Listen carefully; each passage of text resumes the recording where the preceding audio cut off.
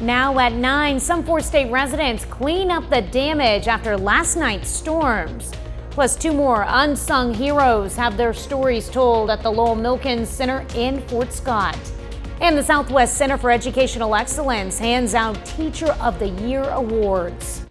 The 4 states' most watched news starts now. This is KOAM News at 9 on Fox 14. I'm Tanya Bach. Severe storms that swept through our area left scattered debris and damage. Residents and businesses in Newton County are now working to deal with the storm's aftermath. KOAM's Anthony Saviello has more. Residents and businesses are cleaning up after a line of storms swept through our area, scattering debris across neighborhoods, leaving some without power, and the Wesco furniture store in Neosho without a roof. I got pictures showing my roof was pulled off, I got up here as soon as possible, kind of seeing what was going on. Got a lot of water inside. Really don't know as far as damage-wise what. We're still assessing everything. Wayne Ray says that the storms have put his store in a difficult position, and there is still a lot of unknowns as they look forward, including where to put his staff. Still kind of getting that all figured out. I mean, a couple may help out us, a couple other locations. We've got other stores around, so we may end up sending, like my delivery guys may go to another location to help out and also finish what we have here. The severity of these storms was highlighted by the KOAM Skywatch weather team, and it's important to note that severe weather can occur throughout the summer at any time. Thought I'd made it through the major part of the storms. I thought, well, we're finally out of the major storms, tornadoes and stuff. Maybe we'll be good, but I guess not. Now, despite the fact that severe weather season is technically over for our area, these storms go to show that Mother Nature is still capable of displaying her bad side. Reporting in Newton County, Anthony Saviello, KOAM News. Ray says at this time he is unaware of how long the cleanup process will take and asks his customers to have patience as they work to get operations back to normal. I'm sure they understand. Well, people in Joplin are dealing with a similar mess. Some business buildings are damaged on Main Street. One at 1042 South Main lost bricks, and that caused authorities to block off that sidewalk. Crews were out throughout the city removing downed trees and branches, including some very large ones. Now, downed trees forced at least one street closure. One unlucky car owner discovered their vehicle covered with fallen limbs and branches this morning. Well, if you do live in Joplin, the city has announced a limb drop-off service for residents cleaning up storm damage. The drop-off facility located is open daily from 7 a.m. to 5 p.m. They'll provide a drop-off service until this Saturday, and Joplin residents can also bundle limbs and branches cut to 4 feet maximum length and place them curbside for pickup on the regularly scheduled trash service day. That's located at 1702 North Schifferdecker. Chief Meteorologist Doug Hetty joins us with the first look at weather. Well, after the showers and thunderstorms that we had during the morning hours, not as hot for us today, but still pretty close to where we should be for this time of the year. 86 was our high, 88 is our average high. We started at 67, the record 100 set back in 1952, and we at least got some widespread rain. We've been needing this for quite some time, almost an inch in Joplin for the month, 1.5 inches for the year, about 19 inches, but we still have a deficit of almost 5 inches. So we need the rain when we can definitely get it. Those showers and thunderstorms kind of plowed on through during the morning hours. We had some strong to severe storms, of course, with them as they worked through during the morning hours. Main threat that we had with these was very gusty winds, and that's why we had some scattered damage across the region. Through the night, not bad. We dropped back to 67, back to 80 by 10 a.m. Still some rain chances in the forecast. Also, the heat returns. We're going to talk about that here in just a bit. All right, thanks, Doug. Well, a Cherokee County, Kansas jury today found a Galena man guilty of murder. 50-year-old Billy Barker is accused of shooting and killing 27-year-old Levi Porter of Riverton in April of last year in Galena. The jury also found him guilty of being a felon in possession of a firearm and criminally carrying a weapon. Sentencing in this case is scheduled for September 5th. Scammers on Facebook are pretending to be HVAC contractors. Experts say scammers are taking advantage of the heat and people's desperation to repair their AC. To protect yourself from being scammed, the Regional Better Business Bureau recommends that you research your to see if your HVAC contractor is licensed. Verify the legitimacy of your contractor with a quick phone call to their company or ask friends for a referral. And people get desperate when it's really hot to find someone quickly, and so a scammer will try to take advantage of that fear. So even if it's an immediate need, you still want to pause and do your research.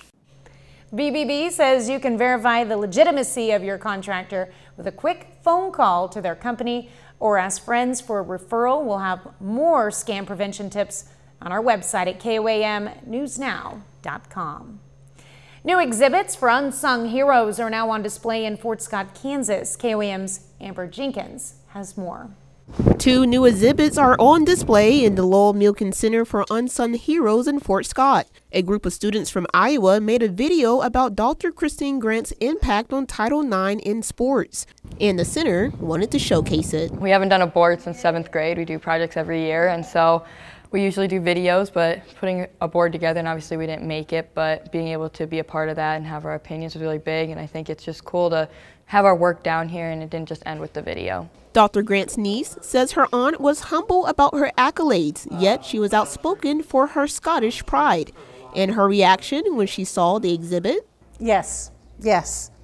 She impacted millions, not just family, not just friends, millions. Yeah. Another student from Nebraska honored the first Native American doctor in the United States. Nebraska is kind of small, and so I was like, it's really inspiring to find someone like her just to come from a small town. Madison believes her exhibit showcases Dr. Picot's perseverance, and her great-granddaughter agrees.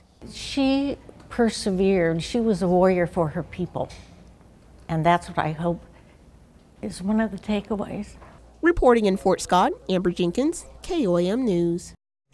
The exhibits are funded by the 2024 Attraction Development Grant for Kansas Tourism. The Southwest Center for Educational Excellence celebrated the 2023 Missouri Regional Teacher of the Year today in Webb City. The center hosted an awards luncheon for 11 District Teacher of the Year nominees. A committee composed of area educators and community members selected 2 winners. The 2 winners, Craig Fox from Carl Junction and Allison Coral from Neosho, will represent the Southwest Missouri region in the statewide competition for Missouri Teacher of the Year. I throw my heart into education every single day. I love my kids. I love teaching. I teach junior high kids, and I teach math, which isn't always everybody's favorite, but some kids, I turn them around. By the end of the school year, they love math, at least some of them. The event also served to announce the elementary and secondary awardees of the Southwest Missouri Regional Teacher. The Downtown Joplin Alliance today gave folks a chance to learn about new signage rules in the city. They hosted an event called Signs of a Great Downtown. It's part of a quarterly set of meetings to discuss what's happening in Joplin's downtown and what's to come. Today's meeting was focused on new rules about neon signs and how businesses can brand themselves. Joplin just updated our downtown sign guidelines, and which will now allow neon in the downtown district, which we're really excited about because, of course, historically downtown had neon, and so we're looking forward to having some more of those added downtown. You know, I think signage is a critically overlooked part of our urban environments, period. The buildings are the body, but the signage is the voice, the personality. The meetings also provide a chance for local entrepreneurs to meet and connect. Coming up, following a warning by the Surgeon General, we'll have tips for parents to help teens use social media safely. It's a push to make social media safer. Last week, the U.S. Surgeon General suggested a tobacco-style warning label after what he called a mental health crisis in young people. Mandy Gaither has tips on how to help children and teens use social media safely. When it comes to social media and mental health, the full impact is still unclear, but early research suggests it can affect a child's self-esteem, self-image, communication skills, and so much more. Kids might be able to connect with others that they normally wouldn't connect with.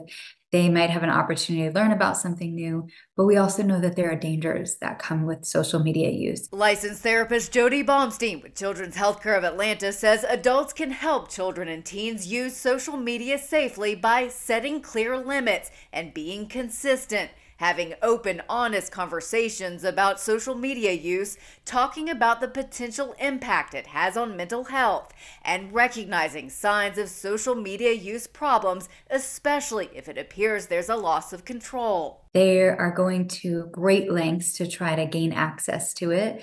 They are using it in a really excessive way, hours and hours and hours, not being able to put it down, feeling like it has control over them.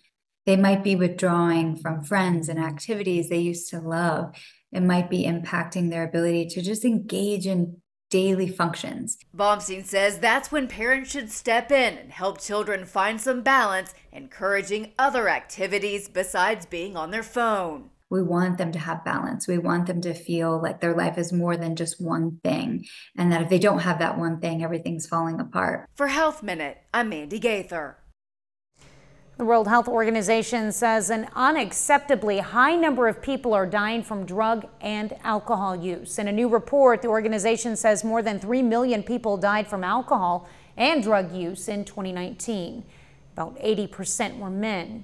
Europe and Africa have the 2 highest rates of alcohol-related deaths.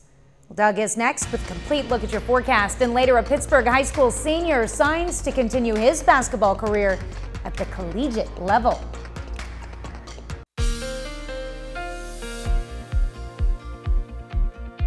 Well, of course, we have the showers, thunderstorms, severe weather during the morning hours, but the one thing that did do is cool our temperatures down just a little bit, and it kind of washed out the atmosphere, so allergy is not quite as bad for us today. Still, the main allergy out there are the grasses, but on a scale of 1 to 12, which allergies are measured in, a 4.7 for us today, 4.2 tomorrow, so kind of that low to moderate range as we go through the next couple days, and then those allergies will start to creep back up just a bit as we head toward the weekend. Look at our dew points, a little bit lower today, still into the upper 60s. So if we look at our scale, that puts us into that sticky to kind of muggy range, but the humidity is going to go up as we go through the next couple days, meaning it's going to feel a little bit more muggy across the region. Not much going on for us outside, pretty much clear as we go through the overnight hours tonight. Thunderstorms racing away from us, but we do have our next little wave. Watch this area of high pressure down across New Mexico. If you follow the upper level winds that curl around it,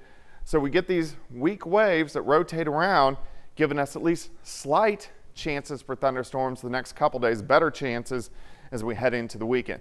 All right, let's look down the road. High pressure in charge. We have a system that drops in this weekend with a cold front, producing some showers and thunderstorms. So that high pressure breaks down a bit for a couple days, and then it becomes dominant once again as we go into early next week, meaning the heat, the humidity is going to be on top of us all the way through the 4th of July, and we are going to have some rain chances as we go into the 4th of July. All right, for us tonight, dip down upper 60s, partly sunny skies. Tomorrow, we're going to be watching some showers out to our west. As they drive in, they should die, but I'm going to put in a slight chance for a random shower tomorrow afternoon. High temps near 90. Tomorrow night, looks okay. Watching thunderstorms to our north again, so by Friday morning, slight chance for a shower, mainly in our northern counties. But look at the temps Friday afternoon. 96, 97, 98 degrees for a high. Now Friday night into Saturday morning, here come the better chances for thunderstorms. Some of these could be strong to severe. A break Saturday, and then we do it again as we get into Saturday night. 68 to start on your Thursday, 85 by noon. High temp of 91 degrees. And let's go into your weekend. So we have those morning storms on Saturday.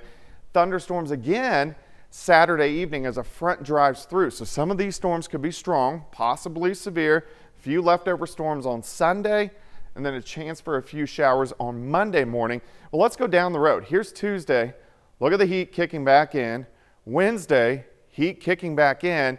And then Thursday, which is the 4th of July, We are going to have some scattered thunderstorms around, so we got to keep our eyes on that. The timing of the front is going to let us know what the temperatures are going to be like. If the front can move through a little bit earlier, we'll cool down into the 80s or 90s on Thursday, but right now I'm going to keep it up there. 91 tomorrow, 97 on Friday, 94 Saturday, down to 88 on Sunday, heating back up early next week.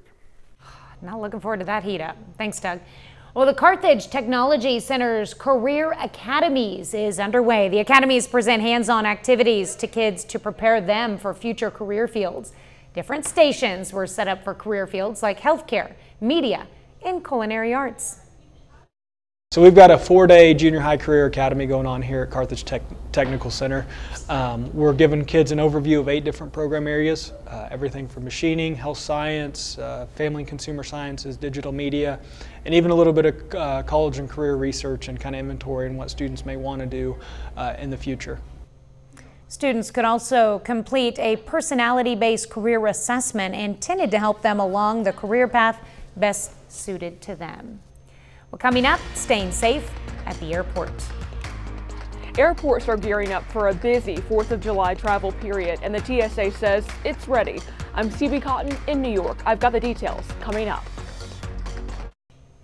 As people plan their summer vacations, the BBB says beware of travel scams. One scam is a fake menu in a hotel. The scammer collects your credit card information when you pay and the food never arrives. You can avoid this by asking the front desk if the restaurant is legitimate. And you can find more tips on scam prevention on our website, KOAMnewsnow.com. With the busiest air travel days of the year coming up this week, the TSA is unveiling new technology it says will help streamline security for millions of Americans. Fox News correspondent CB Cotton has more from New York.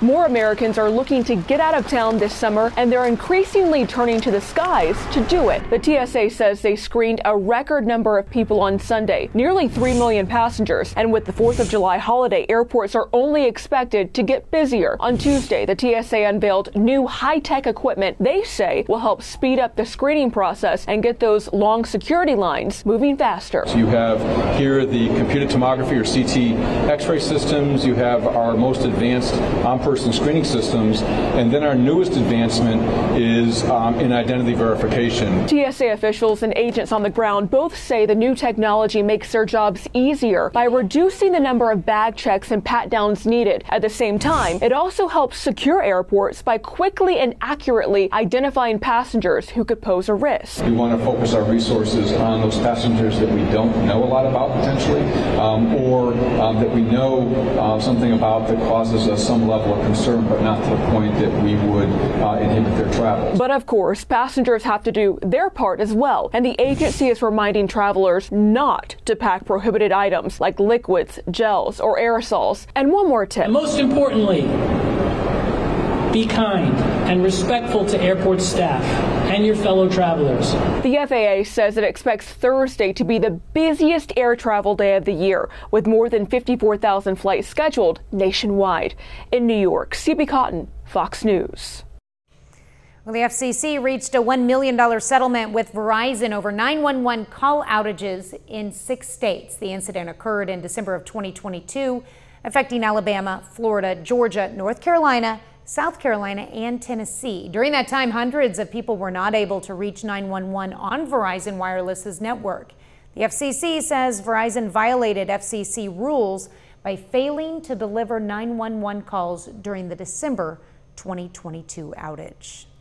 Up next, why a Pittsburgh business put up dozens of pinwheels in its office today. To celebrate National Reunification Month, TFI in Pittsburgh held a pinwheel planting ceremony today. The team shared reunification stories in addition to planting pinwheels to represent and recognize the nearly 300 Kansas families TFI has helped reunify this past year. In the past year, TFI has served more than 6,000 children in prevention, foster care, adoption, and residential services. 30 more minutes of news, weather, and sports is coming your way. The Supreme Court has already decided some high-profile cases this year. We'll look at what their docket includes in the near future. Plus, Joe Biden and Donald Trump make their final preparations ahead of tomorrow's presidential debate. You're watching the 4 states' most watched news. This is KOAM News at 9 on Fox 14. I'm Tanya Bach. The nation is bracing for what could be a monumental week for the Supreme Court. We're waiting on several high-stakes rulings, including decisions on abortion access, social media, and free speech, and the opioid epidemic. But the biggest one of all, that the justices say will be a case for the ages, is the question of presidential immunity. Fox News correspondent Rebecca Castor has the latest from Washington. The Supreme Court's summer session is nearing its end, but more than a dozen cases remain undecided, including one that could have a profound impact on the presidency. The justices are still weighing whether former President Donald Trump is immune from criminal prosecution for actions he took while in office, a case that stems from the Capitol riot on January 6th. The court has always shied away from sort of tackling this issue. They now have to, and that means they have to get it right. The court never gives advance notice on when specific rulings will be released, but it's possible this decision comes out just hours before the first presidential debate. Nobody's going to be watching the debate on Thursday night, right? Nobody? Will anybody be watching? While President Biden has certainly campaigned off Trump's legal issues, ahead of the debate, he's keeping the abortion issue in the spotlight, out with a new campaign ad on the second anniversary of the Supreme Court overturning Roe v. Wade. Decades of progress shattered just because the last guy got 4 years in the White House. The justices still have yet to rule on another abortion-related case this session, whether doctors in states with restrictive abortion laws can be forced under federal law to perform the procedure in a medical emergency. The government should not be telling women what to do with their bodies. That decision will likely come this week, along with rulings on other high-profile cases related to social media regulations and free speech, homelessness, and the opioid epidemic. On Monday, the Supreme Court announced a blockbuster case it will hear in the fall over state bans on gender transition medical care for minors. In Washington, Rebecca Castor, Fox News. Well, Department of Homeland Security Secretary Alejandro Mayorkas visited the southern border near Tucson, Arizona, where he faced questions about how migrants are screened. Mayorkas is spending 2 days in southern Arizona touring Border Patrol facilities. He says in the Tucson area, Customs and Border Protection has seen a more than 80% decrease in migrants placed into immigration proceedings since President Biden issued an executive order earlier this month restricting asylum screening. Well, most Americans say they plan to watch at least part of the Thursday night presidential debate in some form. Now, months ahead of the election, both candidates have been preparing to cover some hot-button issues. Fox News correspondent Connor Hansen has that story. More than 4 months from Election Day, polls show 6 out of 10 voters will catch some of Thursday's debate, either live or in the coverage to follow. With President Biden and former President Trump neck and neck in the polls, the debate could be a major inflection point in the race. Anywhere between 70 and more than 100 million people will be watching the debate. Trump and Biden have showed different strategies leading into the debate. For an almost entire week, President Biden has been at Camp David, huddled with a number of advisors, running through key policy issues and mock debates. You've got Joe Biden, who wakes up every single morning thinking about what he can do for the American people. You've got Donald Trump, who wakes up every single morning thinking about what he can do for himself. I anticipate he's going to come in ready to go, but at the end of the day, the agenda sucks.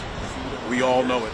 Former President Trump has spent more time on the campaign trail, making a recent stop in Philadelphia and calling in to an economic roundtable with his surrogates in Atlanta. I'm looking forward to him talking with the American people on Thursday, reminding them what life was like when he was president. I can imagine right now in debate prep at Mar-a-Lago that they're trying to convince Donald Trump to keep the hinges on and be on your best behavior. The Biden campaign has been working to remind voters of January 6th and has made reproductive rights a centerpiece. Trump will likely try to highlight issues like immigration and inflation. In New York, Connor Hansen, Fox News. A bit later, staying safe at the beach. Rip currents led to an uptick in deaths at U.S. beaches. I'm Brandy Campbell in New Smyrna Beach, Florida. I'll have the latest coming up.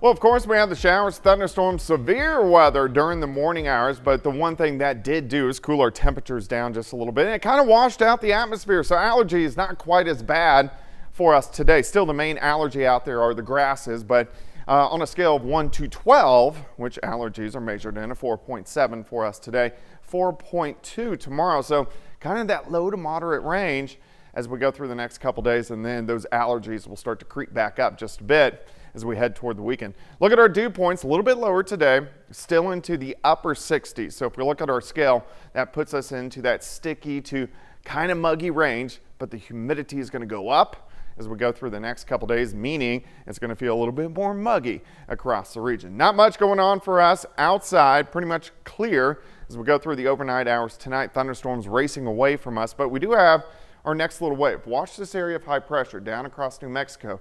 If you follow the upper level winds that curl around it, so we get these weak waves that rotate around, giving us at least slight chances for thunderstorms the next couple days, better chances as we head into the weekend. All right, let's look down the road. High pressure in charge. We have a system that drops in this weekend with a cold front, producing some showers and thunderstorms. So that high pressure breaks down a bit for a couple days, and then it becomes dominant once again as we go into early next week, meaning the heat, the humidity is going to be on top of us all the way through the 4th of July, and we are going to have some rain chances as we go into the 4th of July. All right, for us tonight, dip down upper 60s, partly sunny skies. Tomorrow, we're going to be watching some showers out to our west. As they drive in, they should die, but I'm going to put in a slight chance for a random shower tomorrow afternoon. High temps near 90. Tomorrow night, looks okay. Watching thunderstorms to our north again, so by Friday morning, slight chance for a shower, mainly in our northern counties. But look at the temps Friday afternoon, 96, 97, 98 degrees for a high. Now Friday night into Saturday morning, here come the better chances for thunderstorms. Some of these could be strong to severe, a break Saturday, and then we do it again as we get into Saturday night. 68 to start on your Thursday, 85 by noon, high temp of 91 degrees. And let's go into your weekend. So we have those morning storms on Saturday, thunderstorms again Saturday evening as a front drives through. So some of these storms could be strong, possibly severe, few leftover storms on Sunday, and then a chance for a few showers on Monday morning. Well, let's go down the road. Here's Tuesday. Look at the heat kicking back in. Wednesday, heat kicking back in. And then Thursday, which is the 4th of July, we are going to have some scattered thunderstorms around. So we got to keep our eyes on that. The timing of the front is going to let us know what the temperatures are going to be like. If the front can move through a little bit earlier, we'll cool down into the 80s or 90s on Thursday, but right now I'm going to keep it up there. 91 tomorrow, 97 on Friday, 94 Saturday, down to 88 on Sunday, heating back up early next week. Looks like I'm going to enjoy Sunday, and that's about it. Well, coming up in sports, Frontenac High School hosts the Black Diamond Wrestling Camp. Plus, a Pittsburgh High School graduate signs to play college basketball. John Dales has those stories and more up next.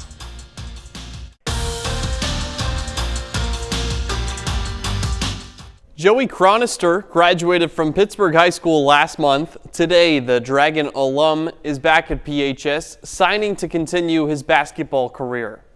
Surrounded by family and friends, Joey Chronister signs with Missouri Valley College, where he'll continue his basketball career.